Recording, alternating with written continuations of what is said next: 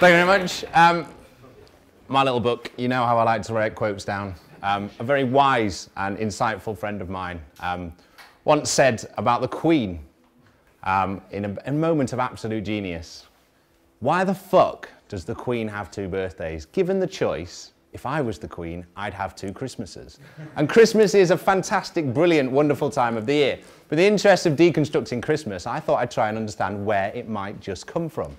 And there's some interesting similarities between some other solar messiahs that have existed over the period.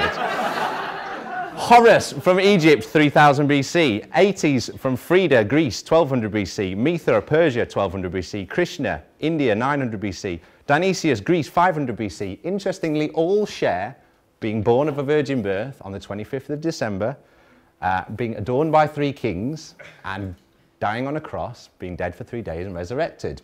Interestingly, this here, Sirius, the brightest star in the east. These 3 stars here, Orion's belt, known as 3 kings. These line up to point at where the sun rises on the 25th of December. 3 kings follow a star for the birth of the sun. Don't shoot the messenger.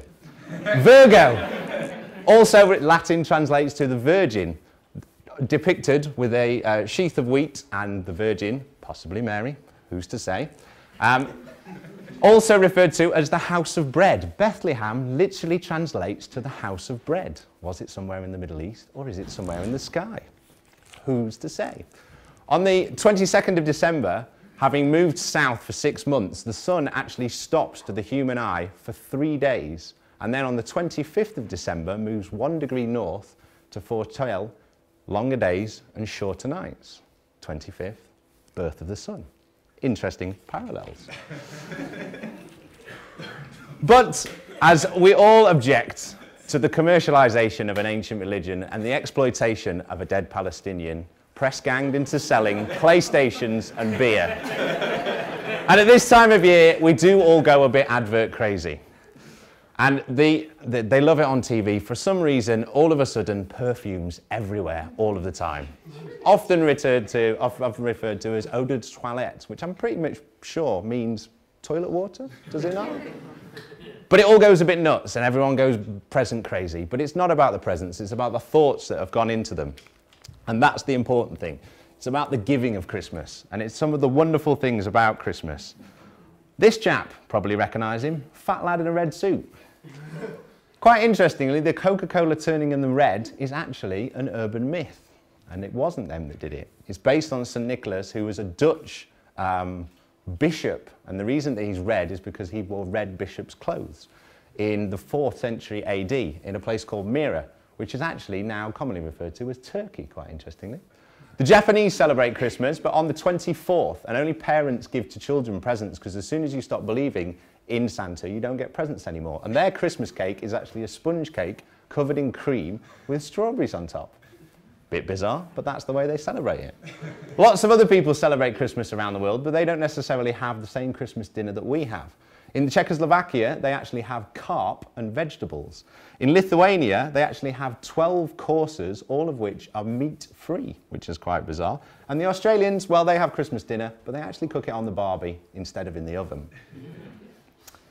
So, if we do it by the numbers, the largest cracker that ever was created was 45 metres long and 3 metres in diameter. Jingle Bells was the first ever song to be played in space. And Bing Crosby's Christmas song, White Christmas, has sold over 50 million copies. Christmas trees. This is the Prince alphabet. He introduced them to the UK, popularised them from the traditions from Germany in the 16th century. And it was when he got married to Queen Victoria in 1841 that they became popular in Britain. But in Europe, we grow 60 million Christmas trees every year, especially for Christmas. And the tallest ever one was in a mall in Washington and was 221 feet tall. Christmas number 1. The Beatles hold the record for Christmas number 1. They've got it 3 times. The important thing about Christmas number 1 is you don't let Simon Cowell do what he's done to The Weeknd and take the fucking thing over. Because it gets boring as shit listening to people talk about X Factor, if we're brutally honest. Another great thing about Christmas is the films. When I was a kid, only certain films used to get played at Christmas time. And the 20th Century Fox music for me is the Star Wars music, because I always expect the Star Wars music to start afterwards. And I have a joke related to it, hence Darth Vader. Imagine the heavy breathing. Luke, I know what you're getting for Christmas. I felt your presence. There is always something to do after Christmas dinner, and it is the fantastic things that happen at Christmas in TV specials. Wallace and Gromit, always a classic. Nick Park, educated in Sheffield, lovely guy. And of course, the world famous, one of the most watched programs of all time, Batman and Robin in their Christmas special, magical moments with the family. Metamorphing polycrystals, snow. Greatest invention of all time. Each snowflake is actually made 10 to the power of 18 water molecules per snowflake. And 90% of rain actually starts off falling from the sky as snow and melts on the way down. So it actually snows all the time. Little example of what you can get up to while the snow is falling. 8-foot snowman. Greatest time you can ever have in the snow. Building snowman, having snowball fights. There's children in this country until last year that had never had a day off school because of snow. We got them all the time, guaranteed, every single year. The other big thing about Christmas, everyone goes into panic mode. Sky falling on our heads, can't get around in your car. It's hilarious every year. The world grinds to a halt in this country. Everyone else manages to deal fine with it.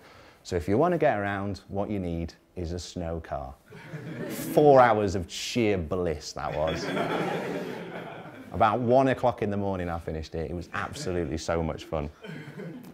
And of course, Christmas drinks. One of the best things about Christmas. You all get together, have a few beers, have a few laughs. But sometimes, if you push it a little bit too far, you never know where you might end up waking up next to the bar.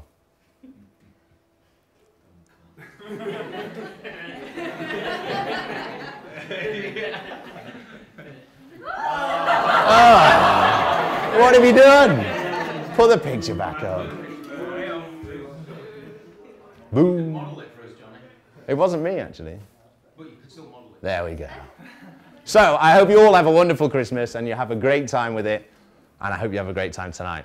Thank you very much.